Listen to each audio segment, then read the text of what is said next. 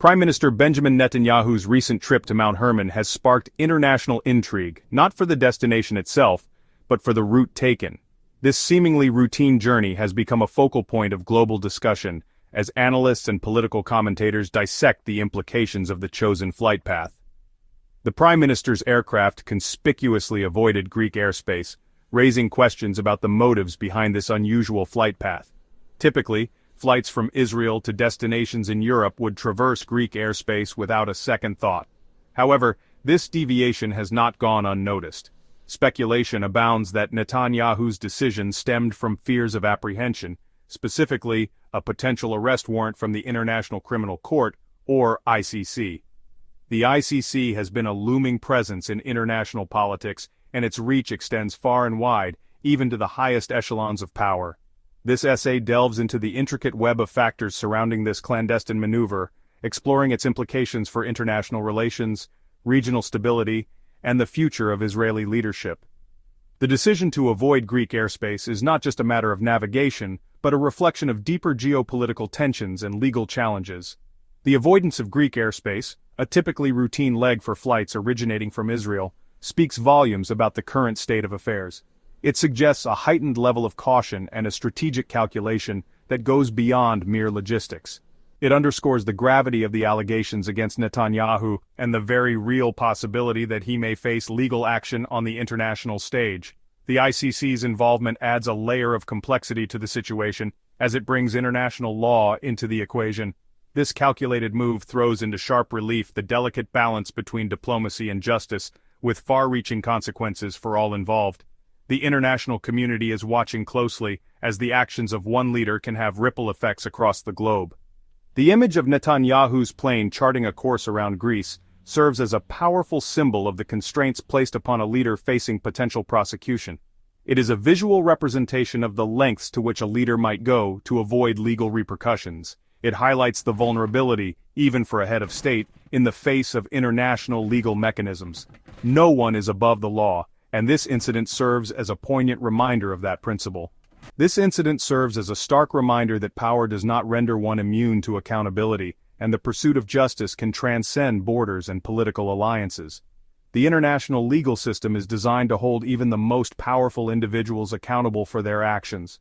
The seemingly simple act of rerouting a flight has ignited a firestorm of speculation and debate. It has brought to light the intricate dance of international diplomacy and the ever-present specter of legal accountability. It is a testament to the high stakes involved, with potential ramifications extending far beyond the immediate actors. The decisions made in the corridors of power can have profound impacts on international relations and regional stability. The world watches with bated breath as the implications of this clandestine flight continue to unfold.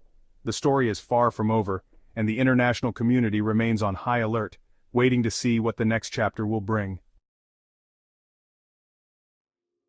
The specter of the International Criminal Court, or ICC, hangs heavy over this recent development, casting a long shadow on Netanyahu's actions. The ICC, established to bring justice to those who commit the gravest crimes, has always been a controversial entity. Its very existence challenges the sovereignty of nations and the impunity of powerful leaders. The ICC, a court of last resort tasked with investigating and prosecuting individuals accused of the gravest crimes under international law, has been a source of contention for years. Its mandate includes crimes such as genocide, war crimes, and crimes against humanity. The court's ability to intervene when national jurisdictions fail to act has made it a beacon of hope for many, but also a target of criticism. Its potential to hold even the most powerful figures accountable has drawn both praise and criticism, with some nations embracing its mandate, while others view it with skepticism or outright hostility. The court's actions often spark intense debates about justice, fairness, and the balance of power in international relations.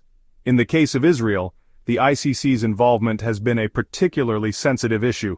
The nation has long argued that the court lacks jurisdiction over its actions, citing various legal and political reasons. This stance has only intensified the scrutiny and debate surrounding the court's investigations. The court's ongoing investigation into alleged war crimes committed during the 2014 Gaza war has fueled tensions between Israel and the international community.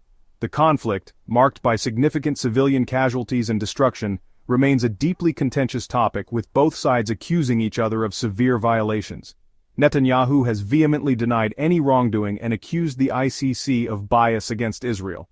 He argues that the court's actions are politically motivated and unfairly target his country, undermining its right to self-defense and sovereignty. This latest incident, with its implicit acknowledgement of the ICC's potential reach, represents a significant escalation in the standoff between Israel and the court.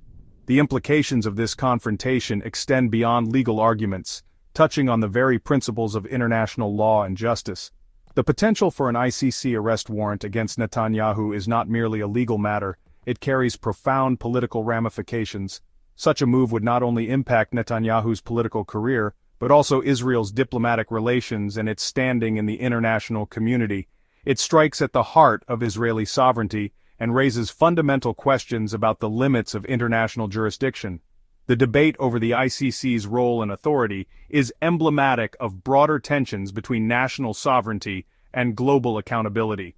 For Netanyahu personally, the possibility of facing trial in The Hague represents an existential threat to his leadership and legacy. His political future and historical reputation are at stake, making this a deeply personal battle as well as a national one. The ICC's involvement injects a volatile element into an already complex geopolitical landscape. The court's actions and decisions reverberate far beyond the courtroom, influencing international relations and the global balance of power. It underscores the fragility of international norms and the challenges of upholding accountability in a world often defined by power imbalances. The pursuit of justice is fraught with obstacles, and the ICC's efforts highlight both the potential and the limitations of international law. The outcome of this saga will have far-reaching consequences for the future of international justice and the pursuit of accountability for alleged crimes against humanity. The stakes are high, and the world watches closely as this legal and political drama unfolds, setting precedents that will shape the landscape of international justice for years to come. The ripple effects of Netanyahu's clandestine flight extend far beyond the immediate airspace he avoided. The incident has sent shockwaves through the diplomatic corridors of Washington, Athens, and Jerusalem, exposing underlying tensions and prompting a flurry of diplomatic activity. The United States, Israel's staunchest ally, finds itself in a particularly delicate position, caught between its unwavering support for Israel and its commitment to international law. The Biden administration, already grappling with a complex array of foreign policy challenges, must now navigate the potential fallout from this latest development. The U.S. has historically maintained a wary stance towards the ICC, declining to join as a member state and expressing reservations about its jurisdiction. However, the potential indictment of a close ally like Netanyahu poses a significant dilemma for Washington. Greece, too, finds itself thrust into the spotlight. Its decision to allow Netanyahu's plane to bypass its airspace, while technically adhering to international aviation regulations, carries undeniable political weight. Athens must now contend with the implications of its actions, both for its relationship with Israel and its standing within the European Union, where support for the ICC is strong. This incident serves as a stark reminder of the interconnectedness of international relations. Seemingly isolated events can have far-reaching consequences, exposing fault lines and prompting a reassessment of alliances and priorities. The diplomatic dance between Washington, Athens, and Jerusalem is only just beginning, and the outcome remains uncertain. The strategic importance of U.S. military bases in Greece comes into sharp focus against the backdrop of Netanyahu's clandestine flight. These bases are not just mere outposts, they are pivotal in the grand chessboard of international relations and military strategy. These bases, strategically positioned in the Aegean Sea, serve as critical hubs for American power projection in the eastern Mediterranean and beyond. The U.S. naval base in Suda Bay, Crete, for instance, is one of the most significant military installations in the region, providing logistical support and a launch point for operations across the Mediterranean. They provide the U.S. military with a forward presence in a volatile region, enabling rapid response capabilities and bolstering NATO's southeastern flank. This forward presence is crucial for maintaining stability and ensuring that the U.S. and its allies can respond swiftly to any emerging threats or crises. The presence of these bases adds another layer of complexity to the unfolding situation. They are not just military assets, but also symbols of American commitment to its allies and its strategic interests in the region. The geopolitical implications of these bases are profound, influencing diplomatic relations and regional power dynamics. While their primary function is not directly related to the ICC or Israeli airspace, their existence underscores the delicate balance of power in the region. The U.S. must navigate this balance carefully, ensuring that its actions do not inadvertently escalate tensions or create new conflicts. The U.S. must carefully calibrate its actions to avoid any perception of undue influence or complicity in actions that could be construed as shielding Netanyahu from accountability. This requires a nuanced approach, balancing the need to support allies with the imperative to uphold international law and justice. The potential for the ICC to issue an arrest warrant against a sitting head of state raises questions about the extent to which the U.S. would be willing to leverage its military assets to protect its allies. This scenario presents a complex dilemma, as the U.S. must weigh its legal obligations against its strategic interests. The presence of these bases serves as a tangible reminder of American military might, but it also highlights the potential risks and entanglements that come with maintaining a global military footprint. The U.S. must constantly assess the benefits and drawbacks of its overseas bases, ensuring that they serve its long-term strategic goals. The U.S. faces the unenviable task of balancing its strategic interests with its commitment to the rule of law. This balance is particularly challenging in regions like the Eastern Mediterranean, where historical tensions and modern geopolitical rivalries intersect. The presence of its bases in Greece adds another layer of complexity to this equation, underscoring the delicate nature of the situation and the potential for unintended consequences.